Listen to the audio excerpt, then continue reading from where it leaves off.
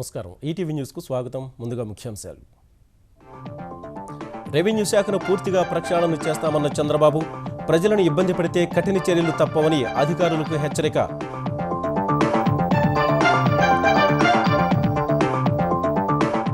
ఆంధ్రప్రదేశ్ వ్యాప్తంగా 2వ విడత మీ ఇంటికి మీ భూమి కార్యక్రమం ప్రారంభం. సద్వినియోగం చేసుకోవాలని ప్రజలకు ముఖ్యమంత్రి సూచన.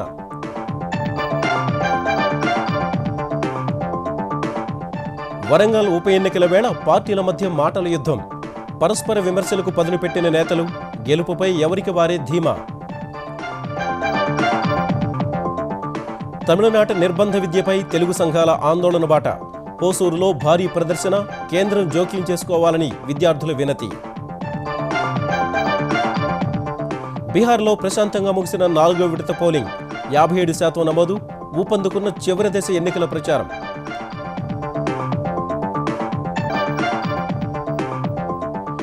దేశంలో అసహనం పెరుగుతోందన్న వాదనపై ఆర్ఎస్ఎస్ ఆగ్రహం.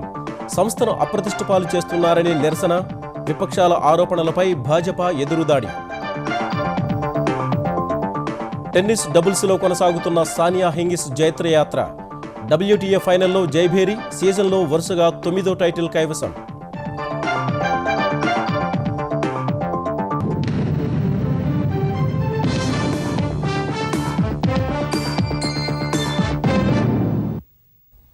వ్యక్తిగత స్వార్థంతో పలు సాకులు చూపుతూ ప్రజల్ని ఇబ్బందులకు గురి చేస్తే కఠిన చర్యలు తప్పవని ముఖ్యమంత్రి చంద్రబాబు రెవెన్యూ అధికారుల్ని హెచ్చరించారు.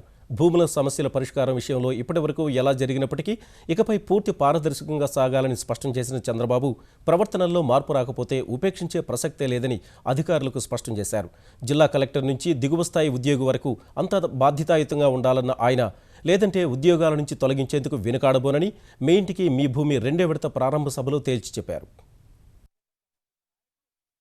ఆంధ్రప్రదేశ్లో భూమి వివాదాల పరిష్కారానికి హక్కు పత్రాల జారీ కోసం ప్రభుత్వం నిర్వహిస్తోన్న మీ ఇంటికి మీ భూమి 2వ విడత కార్యక్రమాన్ని ముఖ్యమంత్రి చంద్రబాబు గుంటూరు జిల్లా పొన్నూరు మండలం ములుకుదురులో ప్రారంభించారు. ఈ కార్యక్రమంలో భాగంగా రాష్ట్రంలో మొత్తం 74 లక్షల మంది రైతులకు పట్టాదారు పుస్తకాలుంటే 63 లక్షల మందికి వారి పేరు మీద ఎంతవరకు పొలం ఉన్నది సర్వే చేసి పత్రాలు అందజేశారని ముఖ్యమంత్రి వివరించారు. తొలి విడతలో ఇంకా 9 లక్షల పిటిషన్లు పరిష్కరించాల్సి ఉందన్న చంద్రబాబు, ఇందుకోసం 2 లక్షల మంది సిబ్బందిని మోహరించామని తెలిపారు. ఈ సందర్భంగా ములుకుదురు గ్రామస్తుల భూ వివాదాలపై వారితో ముఖాముఖి నిర్వహించిన చంద్రబాబు, స్థానికుల సమస్యలకు సరిగా సమాధానాలివ్వని వీఆర్ఓ, ఆర్ఐ, తహసీల్దార్ను మందలించారు. నేను టెక్నాలజీ ఎందుకు ఉపయోగిస్తున్నానంటే రాష్ట్రంలో ఎక్కడ కూడా ఫ్రాడ్ జరగకూడదు. ఎవ్వరు కూడా గత ఇన్ని రోజులు జరిగింది. భవిష్యత్తులో ఏ ఒక్కరిని కూడా మీరు ఇబ్బంది పెట్టడానికి వీల్లేదు. మీరు వాళ్ళని ఇబ్బంది పెడితే నేను మిమ్మల్ని ఇబ్బంది పెట్టాల్సి వస్తుంది. ఆ విషయం మీరు గుర్తుపెట్టుకోండి. మీరు బాగా చూసుకున్నంత వరకు నేను మిమ్మల్ని గౌరవంగా చూసుకుంటాను. మీరు కానీ తప్పుడు మార్గాల ద్వారా వాళ్ళని ఇబ్బంది పెట్టాలంటే మాత్రం మిమ్మల్ని కూడా నేను వదిలిపెట్టను. చాలా కఠినంగా ఉంటా. జాగ్రత్తగా ఉండమని మరొక్కసారి మీ అందరిని కోరుతున్నా. రెవెన్యూ, రిజిస్ట్రేషన్ శాఖల్లో సమూల ప్రక్షాళనకు అడుగులు వేస్తున్నామని చెప్పిన చంద్రబాబు, సర్వేయర్లకు ఆధునిక యంత్రాలు ఇచ్చామని, ప్రైవేట్ సర్వేయర్ల సేవలు వినియోగానికి అనుమతినిస్తున్నామని తెలిపారు. ఈ భూమి విషయంలో టోటల్ గా ట్రాన్స్పరెన్సీ రావాలి. ఎట్టి పరిస్థితుల్లో కూడా ఏ స్థాయిలో కూడా ఎవరు కూడా అవినీతి చేయడానికి వీలు లేదు. మీరు కూడా గుర్తుపెట్టుకోవాల్సి, ఎవ్వరికి ₹1 ఇవ్వకుండా మీరు గట్టిగా ఉండండి.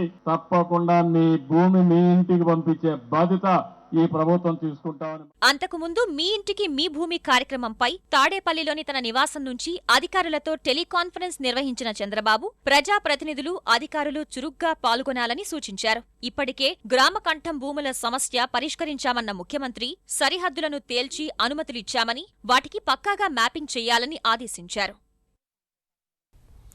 వరంగల్ లోక్సభ ఉప ఎన్నికలు ప్రతిష్టాత్మకంగా మారిన దృష్ట్యా తెలంగాణలోని అధికార ప్రతిపక్షాల మధ్య మాటల యుద్ధం మొదలైంది. కేసీఆర్ సర్కారు విధానాలే లక్ష్యంగా విపక్షాలు విమర్శలు ఎక్కుపెట్టగా అధికార తెరాస కూడా అంతే ధీటుగా బదిలిస్తోంది. ఎన్నికల్లో గెలుపుపై మాత్రం అన్ని పార్టీలు ధీమా వ్యక్తం చేస్తున్నాయి.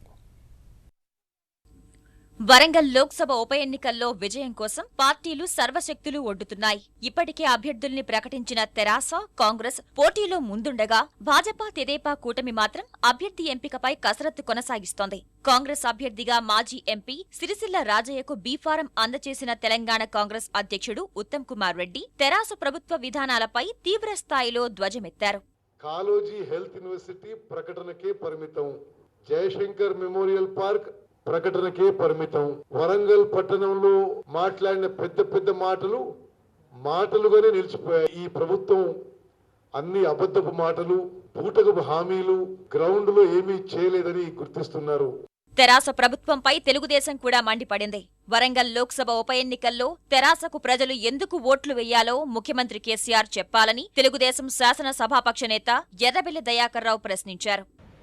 ఎన్నో హామీలు గుప్పించి ఒక్క హామీని కూడా నిలబెట్టుకుంటా ఉన్నందుకు కోటేయాలన్నా తమరికి? నిరుద్యోగ యువకులకు ఇంటింటికి ఉద్యోగం ఇస్తానని ఒక్క ఉద్యోగం కూడా ఇయ్యనందుకు నీకు ఓటేయాలన్నా? ఒక్కరు కూడా మంత్రి గ్రెయిన్ మార్కెట్కి పోలే, చనిపోయిన రైతులను ఎవరు కూడా పలకరించే ప్రయత్నం కూడా చేయలే, రైతుకు గిట్టుబాటు ధర వచ్చే పరిస్థితి లేదు, బోనస్ కూడా ఇయ్యలే. రైతుల గురించి నోరు మెరిపితే రాజకీయ నాయకులందరినీ అసెంబ్లీ నుంచి బయటికి నెట్టేసినందుకు కోటేయాలన్నా? దీని మీద జవాబు చెప్పాలి. ప్రభుత్వంపై విపక్షాల విమర్శలు అర్ధరహితమన్న తెలంగాణ ఉప ముఖ్యమంత్రి కడియం శ్రీహరి వరంగల్లో తెరాస గెలుపు ఖాయమన్నారు. ఒక పార్టీ గత్యంతరం లేని పరిస్థితులలో ఒకరికి అవకాశం ఇవ్వడం, ఇంకొక పార్టీకి ఈ రోజు వరకు కూడా అభ్యర్థి దొరకకపోవడం చూస్తూ ఉంటే ఎంత దయనీయమైన పరిస్థితుల్లో ఈ జిల్లాలో ప్రతిపక్షాలు ఉన్నాయో అర్థమవుతున్నది. రైతు ఆత్మహత్యలను రాజకీయం చేస్తున్నారు. తెలంగాణ ప్రభుత్వం రాగానే ఆత్మహత్యలు జరుగుతున్నట్టుగా చిత్రీకరించే ప్రయత్నం చేస్తున్నారు. తెలంగాణకు కేంద్రం నుంచి సాయం ఇప్పించడంలో విఫలమైన భాజపా నేతలు తెరాసను విమర్శించడం అనైతికమని కడియం విమర్శించారు. గురువులు లేని పాఠశాలలు ఆక్సిజన్ లేని వాతావరణంతో సమానమని సుప్రీంకోర్టు వ్యాఖ్యానించింది. తెలంగాణ రాష్ట్రంలోని పాఠశాలల్లో ఉపాధ్యాయుల కొరతపై ప్రభుత్వ ప్రధాన కార్యదర్శి దాఖలు చేసిన అఫిడవిట్ను పరిశీలించిన జస్టిస్ దీపక్ మిశ్రా, జస్టిస్ పంత్ నేతృత్వంలోని ధర్మాసనం ఈ మేరకు అసంతృప్తి వ్యక్తం చేసింది.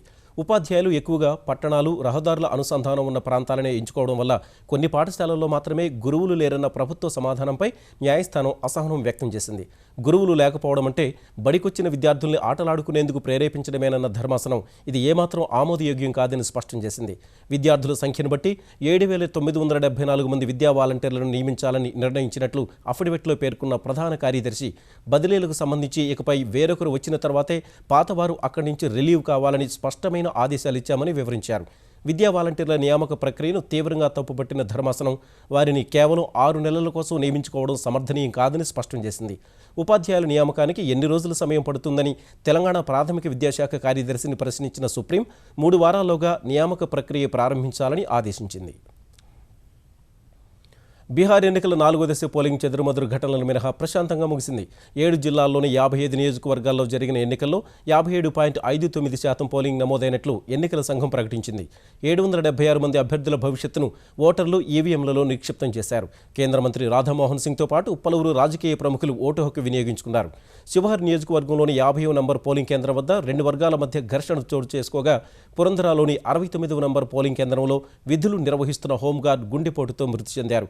భద్రతా కారణాల వల్ల 8 స్థానాల్లో సాయంత్రం 4 గంటలకు, మరో 4 చోట్ల మధ్యాహ్నం 3 గంటలకే అధికారులు పోలింగ్ను ముగించారు. మిగతా చోట్ల 5 గంటల వరకు పోలింగ్ కొనసాగింది. 4వ దశ ఎన్నికల్లో ఆధిక్యంపై 2 ప్రధాన కూటములు ధీమా వ్యక్తం చేశాయి. ఈ నెల 5న చివరి విడత పోలింగ్ జరగనుండగా 8న ఫలితాలు వెలువడతాయి. బీహార్లో నితీష్ లాలు నేతృత్వంలోని మహాకూటమి గెలిస్తే ఆటవిక పాలనతో పాటు మంత్రతంత్రాల రాజ్యం తప్పదని ప్రధాని నరేంద్ర మోదీ ఓటర్లను హెచ్చరించారు.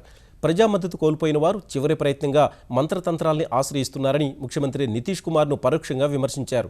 రాష్ట్రంలో 4వ దశ పోలింగ్ జరుగుతుండగానే తుది విడత జరిగే కతిహార్, మధుబని, మాధేపుర నియోజకవర్గాల్లో ప్రచారం సాగించిన మోదీ 25 ఏళ్లుగా పాలకులు బీహార్ను అధోగతి పాలు చేశారని ఆరోపించారు. బీహార్ నుంచి విడిపోయిన జార్ఖండ్ గణనీయమైన అభివృద్ధి సాధిస్తే మాతృ రాష్ట్రం మాత్రం ఇంకా వెనుకబాటులోనే ఉందని ప్రధాని ఆవేదన వ్యక్తం చేశారు. బీహార్ ప్రత్యేక ప్యాకేజీని ప్రస్తావించిన ప్రధాని 6 సూత్రాల కార్యక్రమంతో రాష్ట్రాన్ని అభివృద్ధి బాటలో నడిపిస్తామన్నారు.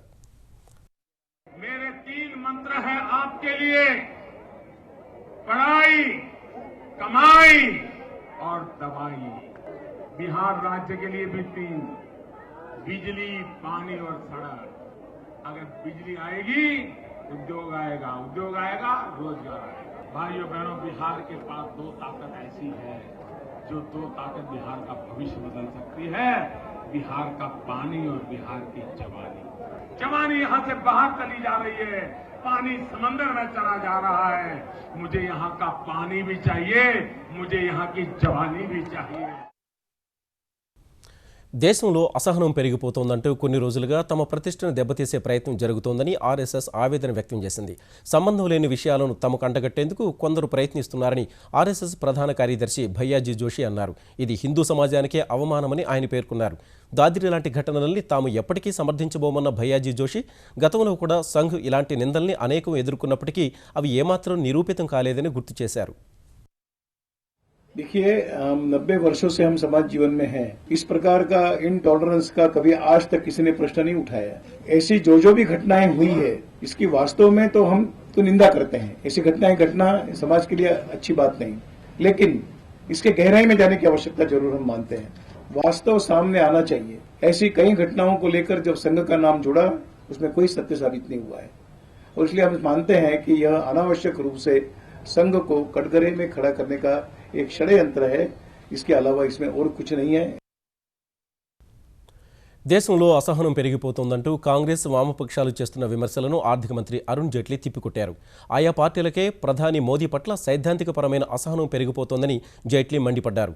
ఆ అసహనం వల్లే ప్రణాళికాబద్ధ ప్రచారంతో భారత్ను అప్రతిష్ట పాలు చేసేందుకు ఆయా పార్టీలు ప్రయత్నిస్తున్నాయని ఫేస్బుక్ పోస్టులో జైట్లీ విమర్శించారు. ప్రధాని మోదీ దేశాన్ని అభివృద్ధి వైపు తీసుకువెళ్లాలని ప్రయత్నిస్తుంటే కొన్ని శక్తులు సైద్ధాంతికపరమైన అసహనంతో అసలు భాజపా అధికారంలో ఉండడాన్నే సహించలేకపోతున్నాయని ఆయన మండిపడ్డారు. భారతదేశ శ్రేయస్సును కోరుకునే ప్రతి ఒక్కరూ దేశ ప్రగతికి విఘాతం కలిగించే వ్యాఖ్యలకు దూరంగా ఉండాలని హితవు పలికారు. తమిళనాడులో నిర్బంధ తమిళ భాష బోధనను వ్యతిరేకిస్తూ అక్కడి తెలుగు సంఘాలు ఆందోళన చేపట్టాయి. తమిళనాడు తెలుగు సమైక్య వేదిక, చెన్నై తెలుగు యువత ఆధ్వర్యంలో హోసూరులో భారీ ప్రదర్శన, బహిరంగ సభ నిర్వహించారు. వివిధ జిల్లాల నుంచి భారీగా తెలుగువారు విద్యార్థులు సహా పలువురు కన్నడీయులు కూడా తరలిరాగా మాతృభాషకు ప్రాధాన్యమిచ్చే పార్టీలకే తమ ఓటు వేస్తామని నినాదాలు చేశారు. తెలుగు పాఠశాలల్లో నిర్బంధ తమిళ భాష బోధన వల్ల తెలుగు పాఠశాలలు మూతపడతాయని ఆవేదన వ్యక్తం చేసిన విద్యార్థి నాయకులు లక్షల మంది విద్యార్థుల భవిష్యత్తుతో ముడిపడిన అంశమైనందున కేంద్రం జోక్యం చేసుకోవాలని డిమాండ్ చేశారు. తెలుగు భాషను మర్చిపోవడం వల్ల సంస్కృతి కనుమరుగవుతుందని ఆందోళన వ్యక్తం చేశారు. మాతృభాషల్ని గౌరవించే పార్టీలకే తమ ఓట్లు వేస్తామని బహిరంగ సభలో తీర్మానించారు. తెలుగు భాషను రక్షించుకోవడానికి మరిన్ని పోరాటాలు చేయాలని నిర్ణయించారు.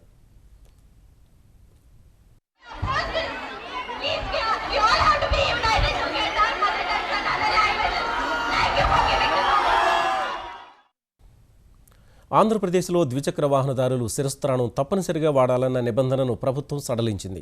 నవంబర్ 1 నుంచి శిరస్త్రాణం తప్పనిసరిని ఇదివరకే ప్రకటించినప్పటికీ ప్రజల్లో పూర్తి అవగాహన కల్పించాకే అమలు చేస్తామని రవాణా శాఖ మంత్రి సిద్ధా రాఘవరావు స్పష్టం చేశారు.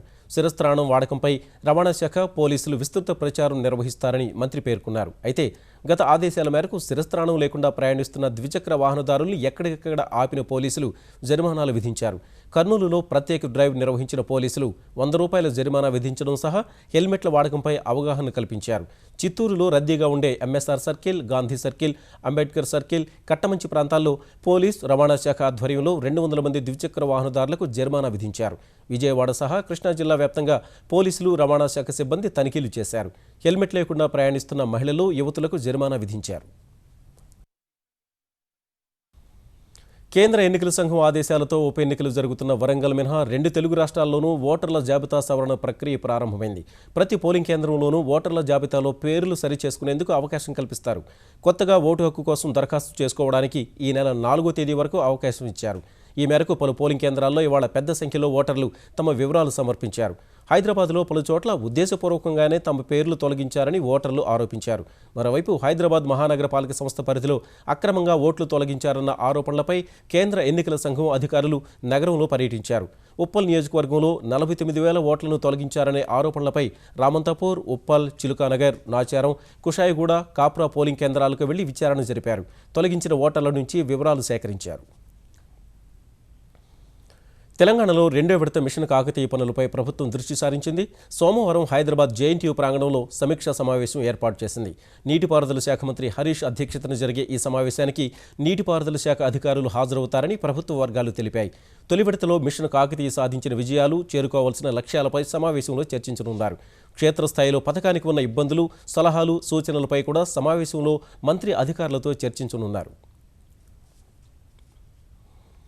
టెన్నిస్ క్రీడాకారిణి భువనారెడ్డి ప్రేమ వివాహ వివాదంలో తన కుమారుడికి ఎలాంటి సంబంధం లేదని తెలంగాణ వాణిజ్య పన్నుల శాఖ మంత్రి తలసాని శ్రీనివాస్ యాదవ్ స్పష్టం చేశారు. తనపై మంత్రి తలసాని తనయుడు సాయి కిరణ్ దాడి చేశారని భువనారెడ్డి భర్త అభినవ్ ఫిర్యాదుపై మారేడుపల్లి పోలీస్ స్టేషన్లో కేసు నమోదైన వేళ భువన ఆమె తల్లిదండ్రులను మీడియా ముందు ప్రవేశపెట్టిన మంత్రి పూర్తి వివరాలను వారితో చెప్పించారు. తన భర్త వైఖరితో విసిగిపోయారని చెప్పిన భువన ఇంట్లో నిర్బంధించి మానసిక వేదనకు గురి చేశాడని వాపోయింది. ఇంటికి వచ్చి తనను గాయపరిచిన అభినవ్ 3 కోట్లు కట్నం డిమాండ్ చేశారంటూ సెల్ ఫోన్లో రికార్డు చేసిన సంభాషణను ఆమె తండ్రి మహేందర్ రెడ్డి వినిపించారు.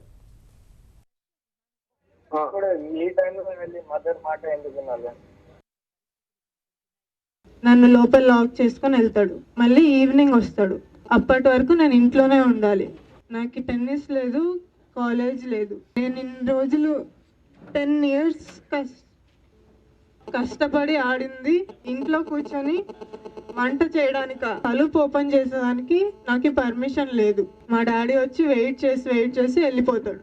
ఇదేదో మాఫియా అడ్డా మా ఇల్లు, మా కొడుకు ఒక పెద్ద డాన్. నేను మంత్రి అనే విషయాన్ని పక్కన పెట్టి నేను కూడా సొసైటీలో ఒక వ్యక్తిని, నాకు ఫ్యామిలీ ఉంది. ఇప్పుడు వీళ్ళు మీ ముందు కూర్చొని చెప్పారు కాబట్టి మనకు అర్థమవుతుంది. లేకపోతే కాబట్టి మీ అందరికి నేను దండం పెట్టి ఒకటే చెప్తున్నా, నా కుటుంబం అయినా ఎవరైనా తప్పు ఎవరైనా చేస్తే వాళ్ళ పేర్లతో రాయండి. ఆంధ్రప్రదేశ్కు ప్రత్యేక హోదా కోరుతూ విజయవాడలో విద్యార్థి ఐకాసా చేపట్టిన ఆందోళన ఉద్రిక్తతకు దారితీసింది.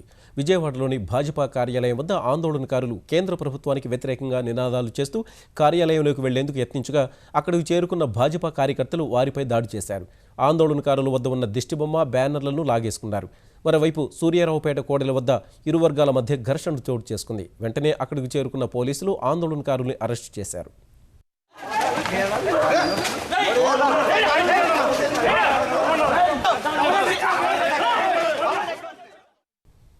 బంగాళాఖాతంలో ఏర్పడిన అల్పపీడన ద్రోణి ప్రభావంతో విశాఖ, విజయనగరం జిల్లాల్లో ఎడతెరిపి లేకుండా వర్షాలు కురుస్తున్నాయి. విజయనగరంలోని గంట స్తంభం, బాలాజీ జంక్షన్ దారులు వర్షపు నీటితో నిండిపోయాయి. విశాఖలో కాన్వెంట్ కూడలి, డాక్యార్డ్, అల్లీపురం, గాజువాక, పెదగంటేడల్లో పల్లపు ప్రాంతాలు వర్షపు నీటితో నిండిపోయాయి. పెందుర్తిలోని మేఘాద్రిగడ్డ రిజర్వాయర్ పూర్తిగా నిండిపోవడం వల్ల అధికారులు 2 గేట్లు ఎత్తి 1000 క్యూసెక్కుల నీటిని విడుదల చేశారు. భారీ వర్షాలపై తహసీల్దార్లతో టెలికాన్ఫరెన్స్ నిర్వహించిన విశాఖ కలెక్టర్ యువరాజ్ వీఆర్ఓలను అప్రమత్తం చేయాలని ఆదేశించారు. గడిచిన 24 గంటల్లో విశాఖలో గరిష్టంగా 13 సెంటీమీటర్ల వర్షపాతం నమోదు కాగా అనకాపల్లి 10, తుని 9, భీమిలి 8, విజయనగరం, కళింగపట్నంలో 6 సెంటీమీటర్ల చొప్పున వర్షం కురిసింది. పశ్చిమ మధ్య బంగాళాఖాతం నుంచి ఉత్తర బంగాళాఖాతం వరకు ఉన్న అల్పపీడన ద్రోణి ప్రభావంతో మరో 24 గంటలు కోస్తాంధ్రలో వర్షాలు కురిసే అవకాశం ఉందని వాతావరణ శాఖ అధికారులు తెలిపారు. తీరం వెంబడి 45 నుంచి 50 కిలోమీటర్ల వేగంతో గాలులు వీస్తున్నందున మత్స్యకారులు అప్రమత్తంగా ఉండాలని విశాఖ తుపాను హెచ్చరికల కేంద్రం హెచ్చరించింది. తిరుమల తిరుపతి దేవస్థానం, స్వర్ణ భారత్ ట్రస్ట్ సంయుక్తంగా ఢిల్లీలోని నెహ్రూ మైదానంలో నిర్వహిస్తున్న శ్రీనివాసన వైభవోత్సవాలు 3వ రోజు ఘనంగా జరిగాయి. శ్రీదేవి, భూదేవి సమేతంగా ఊంజల్ సేవలో విహరిస్తున్న స్వామివారిని తిలకించేందుకు పెద్ద సంఖ్యలో భక్తులు హాజరయ్యారు. ప్రముఖ యోగా గురు బాబా రామ్దేవ్ కూడా స్వామివారి వైభవాన్ని వీక్షించారు. ఉత్సవాలలో భాగంగా ఏర్పాటు చేసిన సాంస్కృతిక కార్యక్రమాలు అందరినీ అలరించాయి.